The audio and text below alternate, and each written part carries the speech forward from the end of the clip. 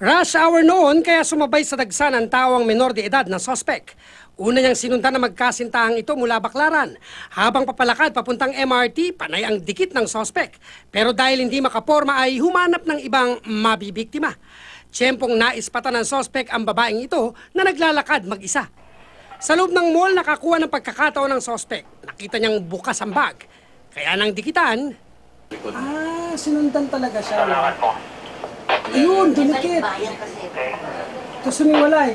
Tingin niya ng bag, yung suspect lumagpas sa biktima. Saka nagtaas ng damit. Na kunwari na parang walang nangyari. Habang naghahanap ng cellphone ng biktima, patay mali siyang tumakas ang sospek. Ang insidente na ipagbigay alam na raw ng biktima sa barangay. Paalala ng otoridad, yun ang iwasan nila yung naglalabas ng cellphone. Huwag nating hayaan na magkaroon sila ng pagkakataon. Cesar Apolinario, GMA News.